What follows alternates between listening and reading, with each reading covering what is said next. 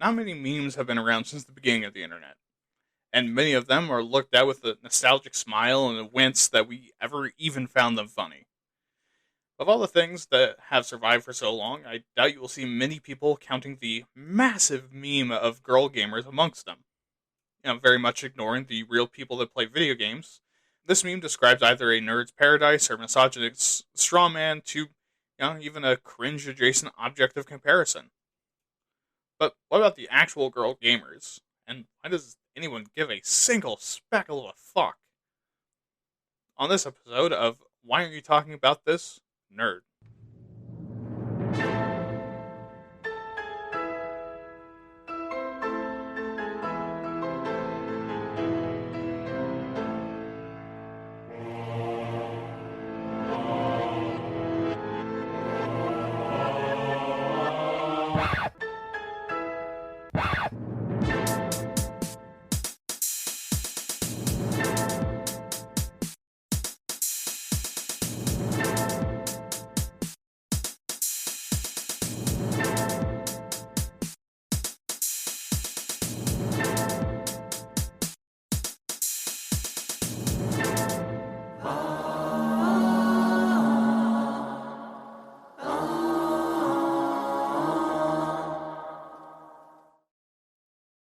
Hello, everyone, and welcome to Why Aren't You Talking About This, Nerd? I'm your host, William, and I will be your guide into this week's poorly disguised pleas for someone to love me. Moving on, before any of us have time to think that's not a joke, thank you so much for listening. It means the world to me to have you taking the time to hear me say dick and fuck and talk so much about anime and video games that's no longer surprising why I'm single. This is the part of the episode where I tell you some cool stuff going on off the podcast to share and other projects, but as of right now, I don't have any of that. So instead, I'm going to let you know that while you boys nowhere near being out of ideas, I am a third of the way through my list of episode topics. So if you have an episode idea, please send it to waytatpods@gmail.com, where you can also send all kinds of stuff that I'll tell you about at the end of the show. Also, if you could download the show, it helps me figure out who's listening, since my podcast platform doesn't really track streams. Alright, on to the show.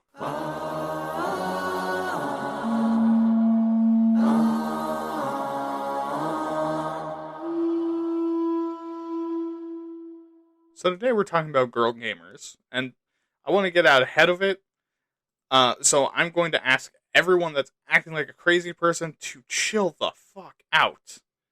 No, I'm not approaching this topic as any one of the following: a misogynist, a simp, no more than normal, a white knight, a pervert, not more than normal, a pussy-hungry nerd, probably a little bit more than normal, the voice of all gamers, or the voice of all women. So just chill the fuck out if you thought I was on your side. I'm coming at this as someone who isn't fucking nutters or chronically online. So, let's go over exactly what a girl gamer is. A woman that plays video games. Yep, that's it. Anyways, see you guys in another couple of weeks.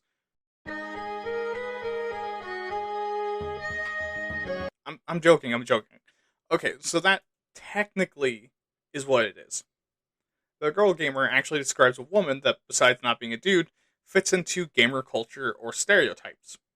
Basically, someone that not only identifies as a woman, but also identifies as a gamer. But the stereotype of girl gamers isn't just that. Instead, the popular idea of a girl gamer is a woman that pretends to play video games, but is actually promoting her OnlyFans by appropriating nerd culture, or is a pick-me girl wanting to be one of the guys so she can fuck them. Now, if you are vocally confused, I understand. Because guys, gamers and nerds especially, women aren't doing that. I can comfortably say that women understand you better than you would think, and assuming you're straight or otherwise attracted to women, they know you want to have sex with them. We're bad at pretending otherwise. And a woman trying to promote her OnlyFans or do sex work doesn't have to be a gamer to get your horny ass, and we both know it.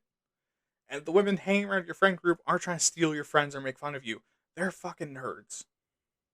Anyways, we'll talk about the origins of that particular stereotype later. In the meantime, let's talk about the problems facing female gamers. Starting with general problems, one of the biggest ones is being stereotyped as gaming for attention. This is really one of the bigger sources of a lot of other problems, and we'll see why. So, beyond that, the other big problem is being heavily sexualized and fetishized. Now, This one is, again, from that thing we'll talk about with the history section, but is also the result of sexism that faces women in gaming. Women in games face tons of harassment when their gender is known, with up to 77% of all female gamers reporting being harassed while playing. A lot of this harassment comes from people questioning their skill or telling them shit like, go back to the kitchen, like any of them had a 1950s upbringing. Now, one form of harassment that might sound less objectively terrifying is being forced to prove yourself as a gamer. And this will change from gaming community to gaming community, what this means, but in a genre like FPS, it might mean quoting your account's KD ratio or your knowledge of the genre. And keep in mind, this is while you're trying to engage in your hobby and have fun. While you're doing that, there's people in your ear like, well, real gamers play the original Modern Warfare 2 No Russian on Veteran, and what's your KD ratio on Overwatch while you're trying to shoot them, which is exhausting. And then, as I can attest to, after watching compilations of this, the goalpost shifts, or the excuse of, oh, is this your boyfriend's account, comes up. And also, this ignores the sexual aspect of the harassment as well. Many women in gaming communities are largely treated as JO material, and for most of their fellow gamers, this is from a place of either prove you're a woman by sending me pictures of your titties to jerk off onto, or wanting a girl gamer fuck buddy, they'll send them sexy pictures. But in the first case, clearly not their fucking business, and is also just so gross. And in the second case, is fucking stupid misogynistic. Like, you should know better. Just be fucking normal, and if that's your intention, either go get a girlfriend, or subscribe to a sex worker that gives one of those girlfriend experience packages. Not that I would know anything about that. And because toxic gamers are really uncreative, all the various harassment and douchery can be condensed into 3 types of dickhole. The first is the White Knight.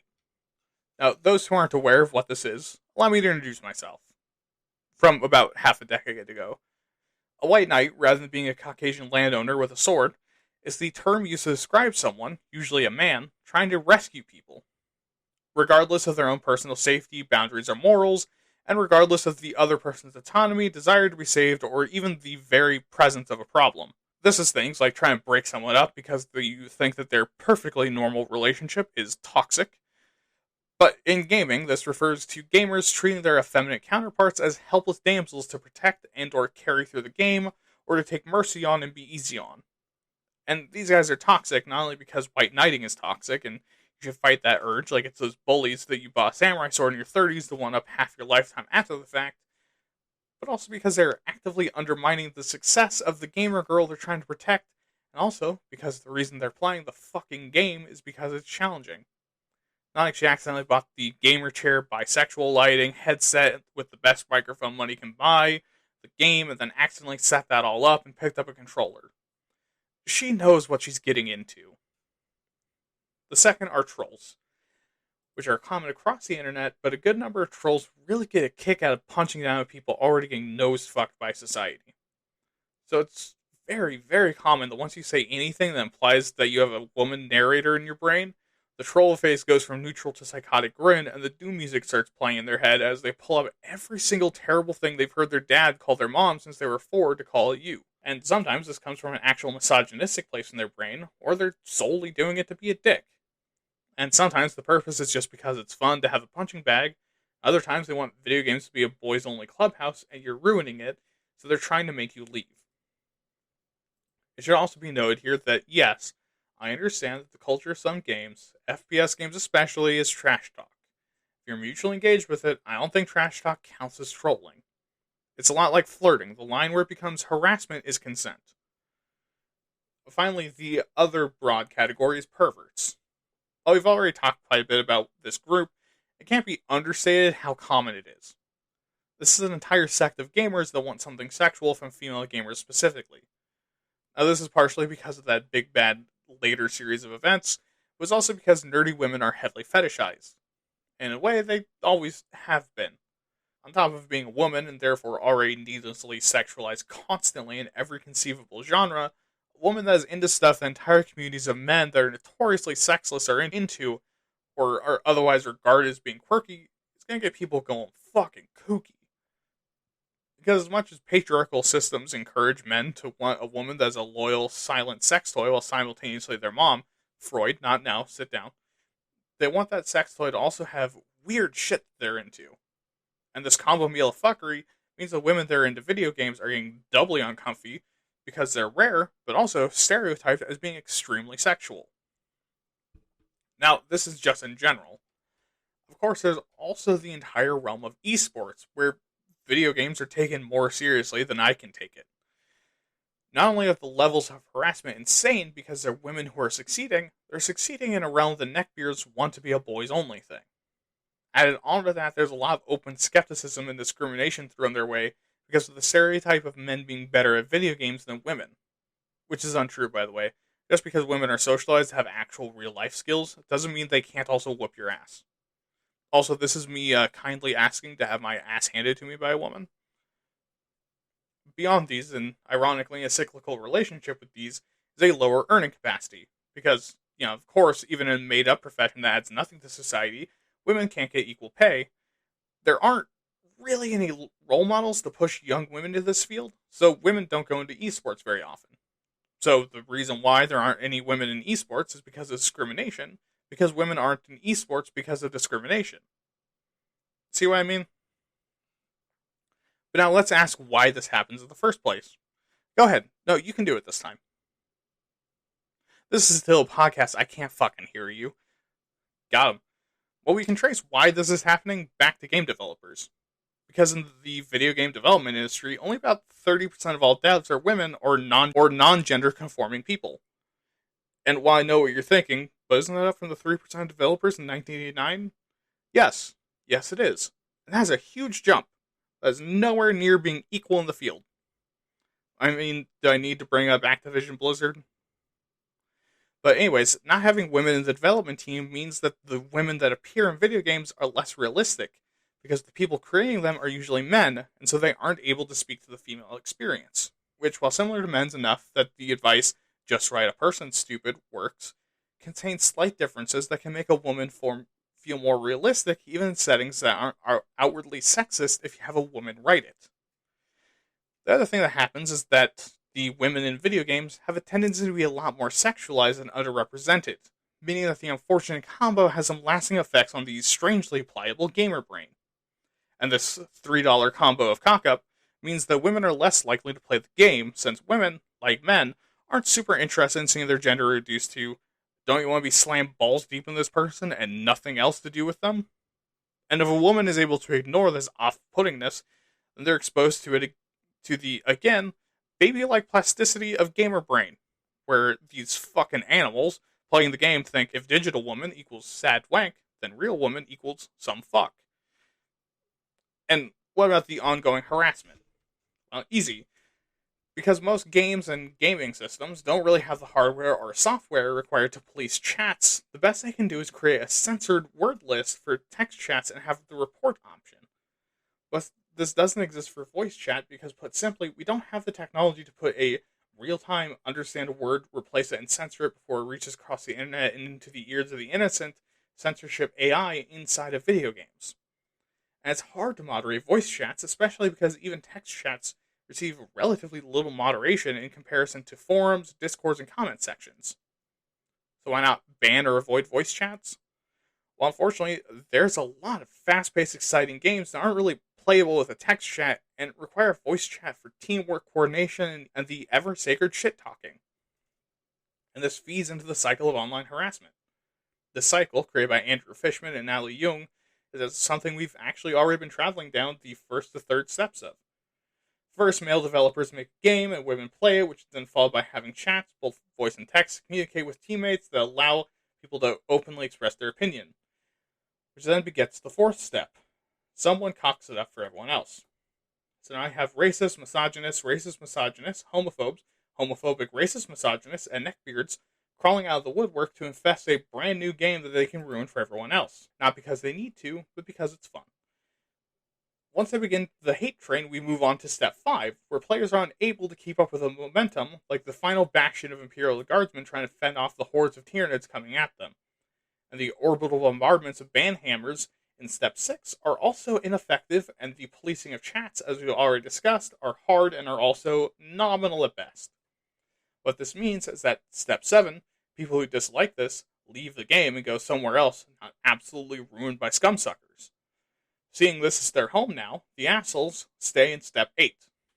Step 9, you become League of Legends, and new players are scared off by the toxicity of the community, even as you deploy Space Marines to clean up the mess, i.e. nuke the entire fucking community. And seeing it now as a bastion of quote-unquote free speech, new assholes come swarming in. Obviously, this makes most women that aren't off-put by the sexualization of their gender in most games, and the shit writing a lot of female characters get slapped with, avoid this game's community like the plague.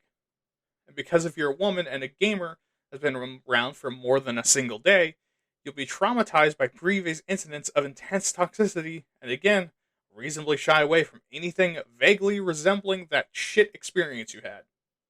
Which for the most part are multiplayer games with heavy voice chat integrations like FPSs. And we'll get back to that later. However, something else to keep in mind is that women will be more likely to avoid communities with a kind of sexually harassment-y vibe. Now, this is usually in regards to being wildly lewd with female characters in the game, like to an outrageous degree, not like normal internet way, but can also include being a fucking weirdo about women on the development team or just generally being horny on main. And if a community is too much, it's usually worth it to cut your losses and try a different forum or game. Which is fair. Now, the last one actually doesn't have anything to do with women, NBs, or anything else but the men in the community. I'm not even talking about men in the vague sense. I mean men as in you. Yes, you listening at home. You sweaty fucking nerd. I mean you. Something that happens to a lot of nerds, if you see something that so much as vaguely reminds you of high school, it turns into a conduit for all your hatred like a lightning rod of baby rage. While that in and of itself is unhealthy and bad coping, and you need to go to therapy, you fucker, us doing that to women only exacerbates the problem. Just because a woman is both attractive and also a nerd, doesn't mean she's some weird fucking bully trying to infiltrate the nerd club, sow chaos, and then reveal at the end that she's only doing to fuck with you and never cared in the first place. This isn't high school. You're better off without other adults that act like that in your life anyways. If you find adults that do act like that, they're stupid. Calm down. If you see a woman that's being a fucking nerd, be normal. Because the thing that lets all of this happen is when people like you and me get that feeling and then watch them get harassed and don't immediately think to tell the harasser to fuck off. Or when you join in on it because you think it's time to get back at your bullies. Anyways, with that after school special done, let's go to the history.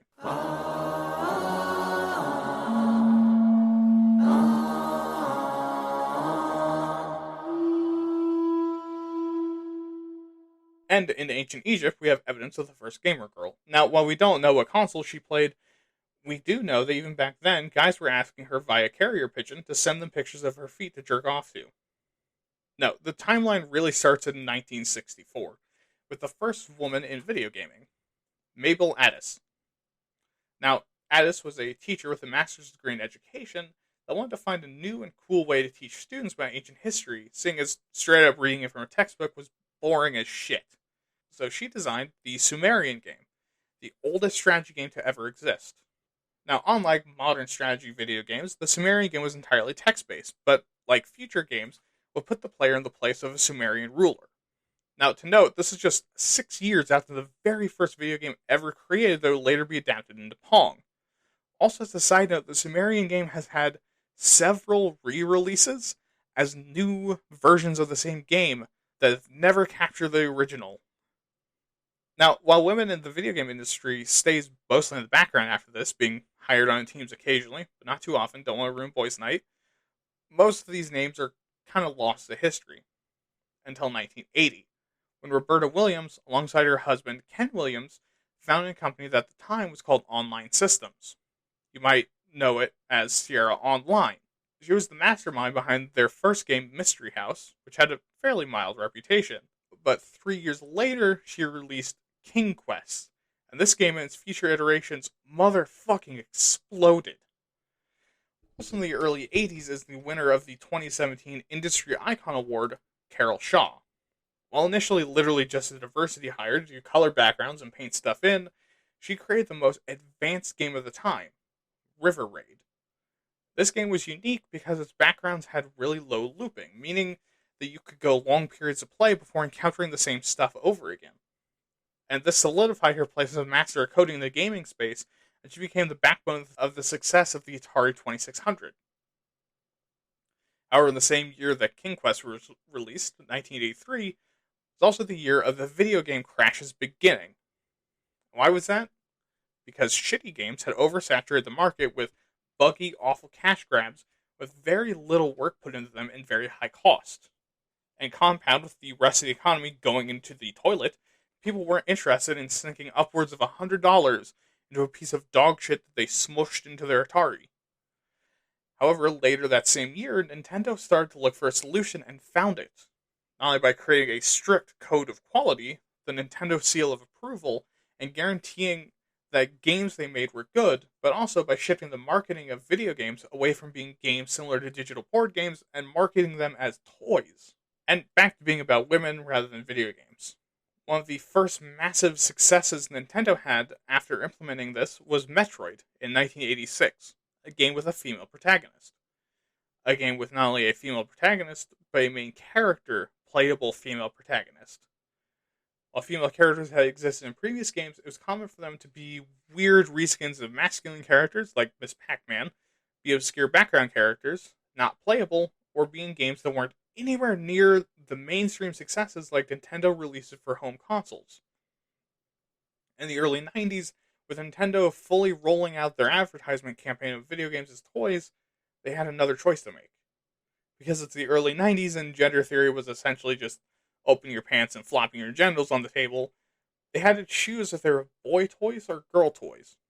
So, claiming market research, but probably honestly just tossing a coin, they decided boy toys. Actually, that's unfair. At the time, given that feminism at the time was really just concerned about the turf civil war, a lot of girls were expected to pull their weight at home, and their brothers, and their dads. And so Nintendo saw that and went, too busy. The boys do nothing but play anyways. So they marketed to boys. Yes, the origin of gaming favoring men is rooted in sexism. Who fucking knew? Now, also in the mid-90s, as women were added more and more to gaming, we got a range of representation, from Lara Croft in 96 to GTA in 97. Yeah, not a great range, is it? Well, yes, women being a thing in the gaming sphere wasn't a thing of the past. A lot of the most popular games were pretty highly sexualized towards women, and the real gradient wasn't sexualized to non-sexualized, more from Crush Me Mommy to what the average right-wing internet personality wants women to be like. Submissive, readable, and easily murdered to take back the $7.50 you paid for a handy. Too dark? Or too spot on? Speaking of which, it is estimated that the peak of sexualization of women in gaming was in 1995. Which, gotta be honest, not entirely sure where that comes from.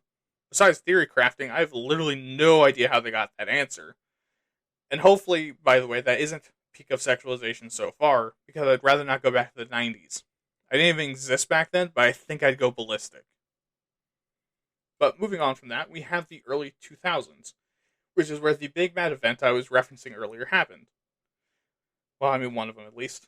We'll get to the other one, not only in this episode, but next episode, and also on WayTat. Yep, it's that big. What happened in the early 2000s? Well, a brand new career was founded, called Internet Personality. For the first time, being a gamer, vlogger, or armchair scientist on the internet became something you could do for money. Almost immediately, people jumped on it. And the early gamers online were largely turbo nerds talking about nostalgia games from their childhood. Highly skilled players are turbo nerds that had developed a sense of humor to not get waffle stomped by bullies at school every day. And of those nerds, a lot of them were young men. And why was that? Well, because of the earlier choices by Nintendo, also the culture of the 80s and 90s, largely boys that were socially allowed to play tons of video games. And those boys became teenagers, who then became young adults with at least a decade of gaming for unhealthily long periods of time under their belt. So the early online gamer space was male-dominated. Because, women can also be nerds, and also girls being forced to be responsible from an early age isn't universal. Women were gamers too and entered into the space. But there was already stigma that they were bad at video games from decades of collectively having to pick up the slack for the boys. So what advantage did they have that set them apart? Yep, they were women. Now, it's also important to say that at the time, gaming was especially popular online, meaning that if you were a woman and wanted to be on the internet anyways, this was a great way to get started. And this divides these early innovators into a few categories. Firstly, being people who had a love of gaming and streaming and wanted to do it for fun, which is largely the same reason men started. Secondly, wanting a more general online career and being savvy enough to understand trends. Third, being kind of lost in life and seeing this pick up and deciding to do it because it seems fun and isn't super hard to start, which is also largely a reason for men who started. And finally, and least likely, is just purely out of a desire for attention. And all four reasons can benefit from being set apart by being a woman. Like how I'm set apart in podcasts by being well researched and long formed, but also in that niche of being kind of funny, but also not actually being funny. But guess which one of these four valid reasons was used against women? Yep, attention. Meaning that to this day, in addition to the association of video games being for young men and boys, early internet perverts are also responsible for the idea that women game to get in your crusty, sweaty, skid-marked underwear. And now we skip forward to 2013, when the game Depression Quest came out. If you know where this is going, holy shit, I'm sorry you know about this, and if you don't, massive fucking trigger warning. This game had initially a lot of positive critical reviews, but gamers were fucking enraged. Why? Well, the creator, Zoe Quinn, who in addition to being envy, is hot as fuck and not interested in them, and added on to that, were pissed off that the game was more similar to an educational visual novel about depression rather than a high-skill combat-oriented game. If you're also confused about why that's a problem, I got no fucking answers for you. Well, the game got such incredibly aggressive hate that Quinn pulled the game from Steam, but later did put it back on. Now, all this compiled together got the gamers seething, which was only further fanned by the release of supposed texts, video chats, and other things from an ex-boyfriend that seemed to imply that Quinn had traded sex for gaming success. Despite being very clearly falsified, because these included such gems as implying they slept with someone from Otaku, which did not review the game, and also very clearly being someone who's an ex for a good reason, this still got the gamers even more enraged. This exploded into an event in 2014 and 2015 called Gamergate, which was a 2-year stretch starting with Quinn, where 4chaners got upset that a nerd with boobs dare not want to fuck them, and also supposedly fuck people that weren't them, and also have the fucking audacity to exist, began to send extremely detailed and relentless rape and death threats. You heard me right. This caused Quinn to go into hiding for a time, and also seems to have stalled their interest in doing fucking anything involving gamers for a long time, which is fair. But this quickly spread to a lot more women, including internet personalities, developers, and reviewers, including 2 other massive lightning rods for the storm of You Should Be Old Yellard, Anita Sarkeesian, and Brianna Wu, a game critic and a developer respectively. Also, yes, I did just say that you should be put down for sending rape threats. Unlike you, I take that seriously. Also, this got so bad that doxing started to become common, and any woman, NB, or non-male person that spoke out, were openly feminist, or simply had some constructive criticism about sexualization or costume design, were met with a wall of rape, death, and dox threats. And how did this eventually end? Well, it didn't. Not really. See, while it died down during 2016, this behavior didn't go away. But what changed?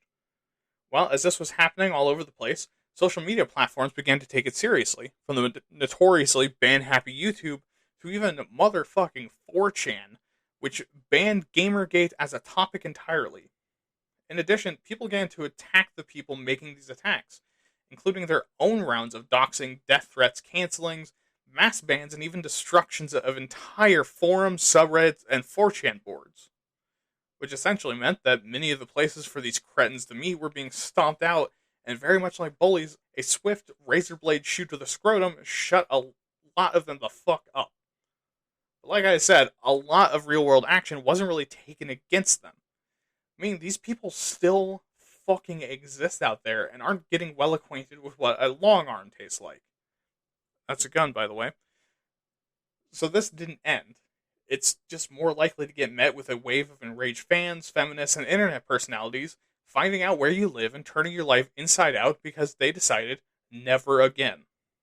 Which I agree with. And I will say it right now, I 100% stand by all of my statements. If you're participating in Gamergate, I'm actively rooting for you to be doxxed until you eventually die. And if you're one of the heroes doxing people that does this shit, keep it up and don't ever stop. And the aftermath of Gamergate has meant that misogyny has become more linked with the internet and gamers than ever before. And this was a huge enough thing that people in the real world became actively concerned about it, which has scarred the reputation of gaming forever as a seedy place filled with toxicity and tantrum-throwing basement ogres. Angry, the sexy internet lady won't touch his pus faucet of a micropenis.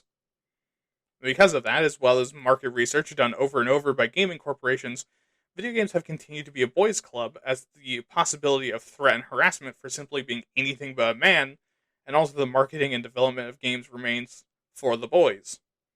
Meaning that women are pushed to the edges of gaming, and it takes a lot of courage to even try to exist in those spaces. And with that fucking enraging downer, let's get to the current state of female gamers.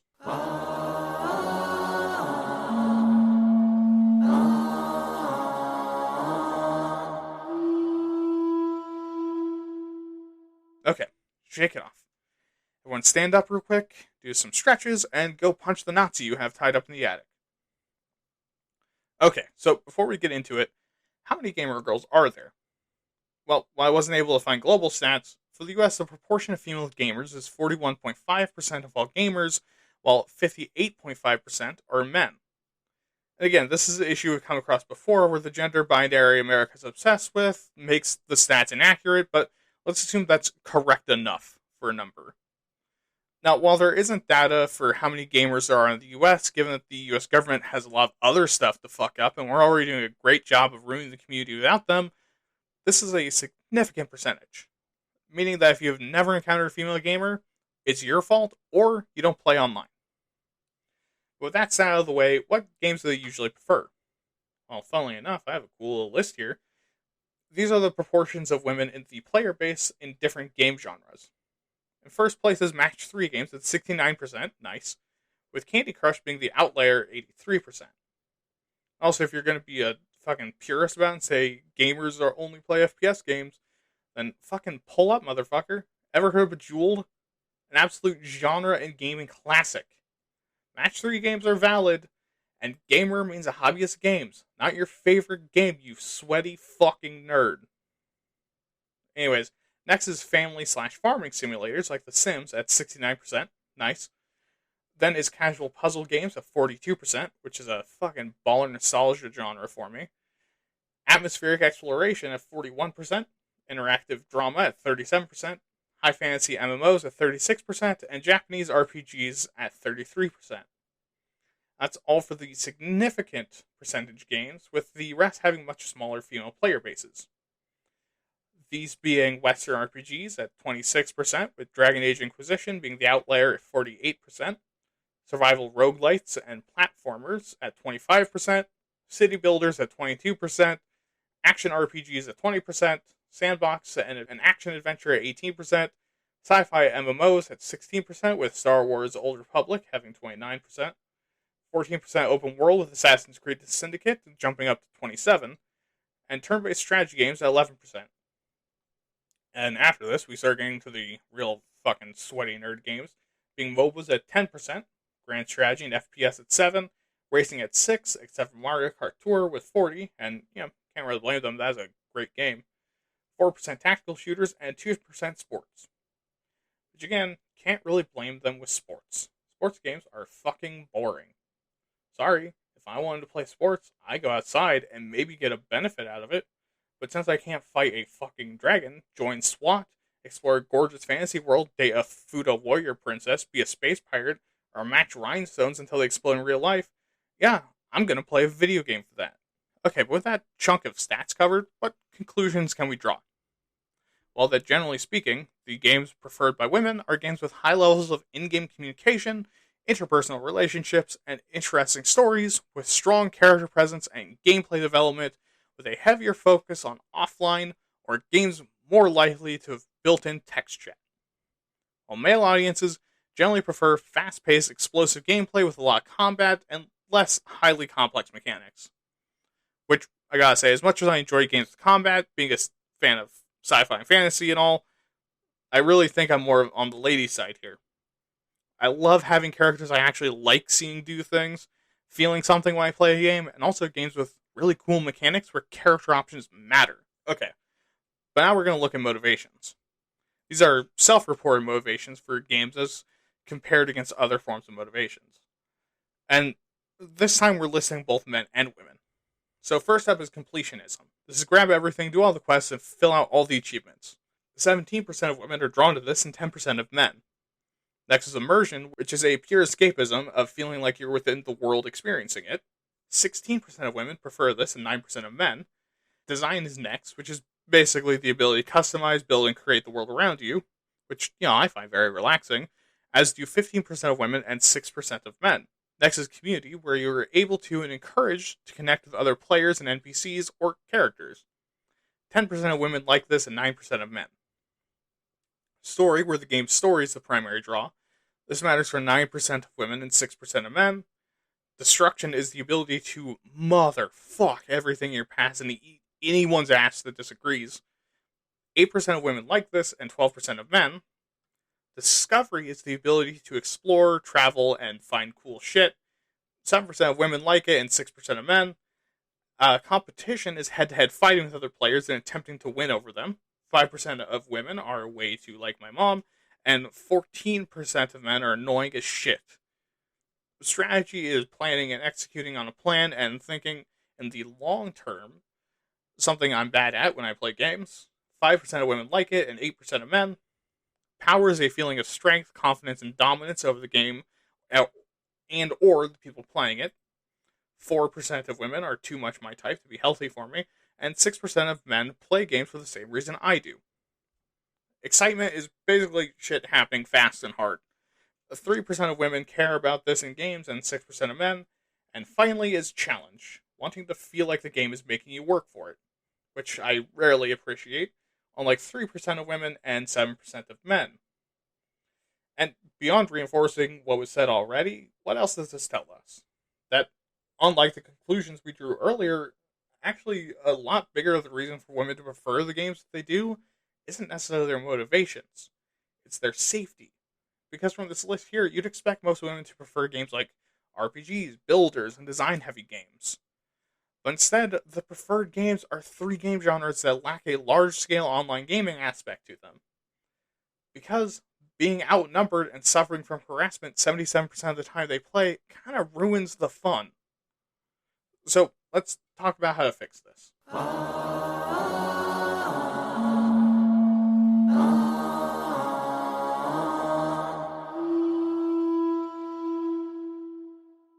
Taking up the application section this time isn't about how to use girl gamers or how to market to them or anything like that. Instead, this section is all about how to help women not only feel welcome in the gaming community, but also to be treated fairly. And we're going to start with general fixes. These are things anyone can do and doesn't require you to be a multimillionaire with the ability to create a national gaming competition. The first of them is simply don't be a dick. And I really wish I didn't have to explain this, but this entire point of advice is just to not be a toxic piece of shit. When someone that's playing as a girl, don't be sexist or misogynistic unless you are familiar with them and know they're comfortable with that. Like playing a game with a close friend and you know she thinks the go back to the kitchen jokes are funny. Play respectfully, don't be a douche, and don't make sexist jokes. Secondly, fight misogyny and racism even in your leisure time. I know it sucks and sometimes you just want to relax with your video games, but so does she and all the minorities in the voice chat. And obviously, this will depend on the game on how to approach it. Most often, the best way to fight back is to call out the person being an asshole. And also, if you are a fan of doing something out of the goodness of your heart, whoever that gamer girl is might remember that you're not an asshole. Do with that what you will. In addition, if one person stands up, assuming that you're in chat with largely not racist and not sexist people, it's going to be a lot easier to stand up with you. But, don't count on that and fully expect that for the most part, the reaction you'll get is, lol, you fucking simp. You're going to beg for toe pictures now? Which leads to our third point. Don't turn into a fucking weirdo when a woman plays video games. Do you feel that? The white knighting instinct rising in you? The boner in your pants busting open your shorts to the sound of a woman's voice? Control it, fucko. You can jerk off after the game. To gamer girl porn if you want. But while you're playing, keep in mind that she's there to have fun and focus on the game and not on trying to get some of that big titty goth gamer girl bisexual lighting pussy. And if you're one of those people that has to suppress being misogynistic, let me be the first one to tell you, you need therapy. Okay, and now we're looking at gaming and esports as an entity. These are 4 ways to address it. First, give female-focused spotlights in gaming tournaments. And no, not in the, whoa, it's a girl way. Do it more subtly, like letting the women playing talk during the interviews, ensuring there's camera coverage on them, and that people know that they're, in fact, there to play the game and not to show off their titties. You can also do it in slightly less subtle ways by letting them have their own segment or something. I mean, I don't know what the fuck they do during esports. I'm a nerd, not a cretin. Secondly, give women their own tournament brackets. Because if you aren't going to open up the boys' club to women, or you're afraid your audience will be pissed to see someone that makes their wiener feel weird, give them ample warning by advertising it as a women's bracket. By doing this, you're able to let audiences get used to seeing women in gaming, so that when they go to other brackets or play video games on YouTube, these fucking chimpanzees won't freak the fuck out about it. Also increases the support and resources given to female gamers. Esports has the same issues as other places where women have issues, such as having lower wages and receiving less professional support. So if you make sure to sponsor female gamers, pay them fairly, and also make sure they're protected from the swarms of mouth-breathing misogynists that infect gaming spaces, more women would be interested in being gamers. Which, hey, means that you as an esports manager gets more athletes. Athletes? Gamers? Whatever the fuck your terminology is for them. I don't fucking care. Which leads us directly into the 4th. To ensure women are protected long-term in gaming, it's extremely important to have increased female representation in video games and esports. Because like I said earlier, seeing women being people in video games makes them normal and not something for gamers to flip their shit about. Also, by having women seen more and be better characters in video games, will inspire female gamers and future female gamers to be more involved in the gaming sphere. Which then means more people to have the same hobbies you have. Which, if you didn't know, is great because you don't have to put up with shitheads, and also, it's easier to make friends. And if you're into women, and not weird, maybe more than friends. But anyways, now we're gonna head over to my soapbox.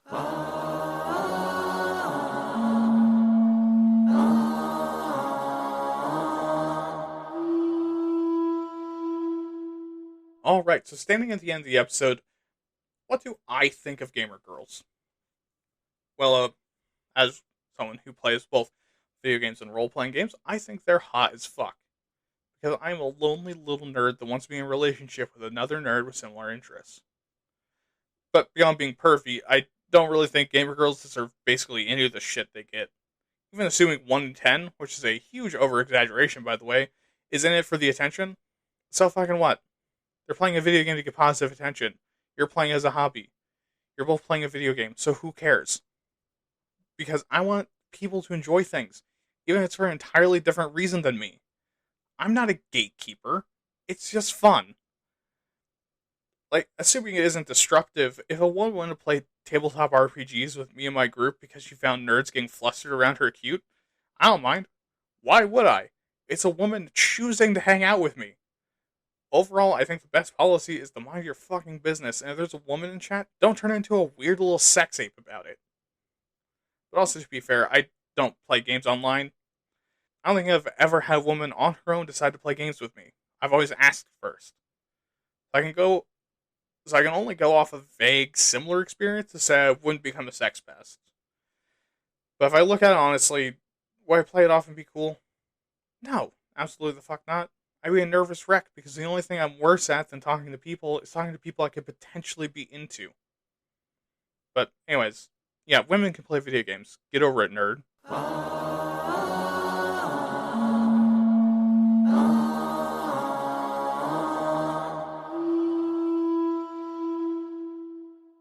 And there is episode 7. I hope you enjoyed it, even though it was more of a simp than normal, and also is probably shorter than normal. Anyways, don't forget to subscribe to this podcast feed, like it, leave a review, whatever else it is you can do on your platform of choice. Send me an email at waytatpods@gmail.com. That is waytatpods@gmail.com with questions, concerns, opinions, compliments, insults, actuallys, your gamer tag, OnlyFans page where you fuck yourself with an Xbox controller, and all of your gaming experiences. Also, follow me on Twitter at waytat_pods. Remember to check out my other podcast, Waytat, where I talk about things happening in the US that are vaguely about as soul-crushing as this. Alright, have a good night, have fun, keep writing, and remember, don't be weird. This has been Why Aren't You Talking About This Nerd, and I've been your host, William. Good night.